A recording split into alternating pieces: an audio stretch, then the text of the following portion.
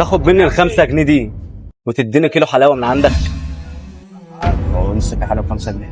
تديني بس حلاوه من عندك، انا مش سامعك. ما فيش حاجه ب5 جنيه. ما فيش حاجه ب5 جنيه؟ هي اقل حاجه الواحده ب 10 جنيه. اقل حاجه الواحده ب 10 جنيه. ده ما ينفعش حتى تديني اي حاجه بس عشان انا رايح عند نسايب زياره دلوقتي. بيني وبينك انا الدنيا معايا خربانه خالص، معيش ولا جنيه، لسه مطرود من الشغل اصلا. فتاخد ال5 جنيه وتعمل لي اي حاجه من عندك، تديني كيلو. ما فيش كيلو ب5 جنيه خالص؟ مفيش حاجه ب5 جنيه بجد والله؟ ولا كيلو حتى. ما فيش اي حاجه؟ انت رايح عند نسايبك؟ اه. شوف اللي انت عايزه. انا مش عارف انا اخش عليهم ازاي بقى. خلاص كده انا هاجي عليك. لا يا عم، شوف اللي انت عايزه. شوف اللي انت عايزه. ما اللي انا عايزه، ما اللي انا عايزه هيجي عليك. لا شوف بس اللي انت عايزه. احنا اخوات، ما فيش ما بيننا الكلام ده، عادي. هو انت طب انت بتتكلم بقلب جامد ليه وانت صاحب المحل؟ لا انا شغال والله العظيم. والله. يعني بتقول له خد وانت شغال هنا كمان؟ اه.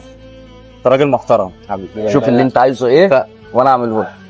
طب انت هتعمل ايه دلوقتي؟ شوف بس اللي انت عايزه. انا لو هاجي عليك خلاص. شوف اللي انت عايزه.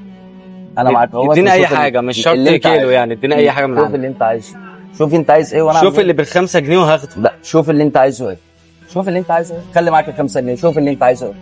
ممكن مثلا تجيب لي فوليه مثلا؟ ماشي. العروسة عمو اللي كانت هنا، العروسة موجود يا حبيبي. موجود. بحاول بس ما 170 و180. حاول بس ما تكترش بقدر الامكان، بس علشان انت برضو ايه ما تتخصمش منك يا حبيبي اللي انت عايزه. شوف انت عايز ايه. تسلم يا محترم. احمد، لا اسف اتقل عليك يا محترم. لا يا حبيبي لا. اللي انت عايزه. انت اسمك ايه يا غالي؟ اسمع علي. علي. انا اسف يا علي لو كنت لا يا عليك. عم، لا يا عم، احنا اخوات والله.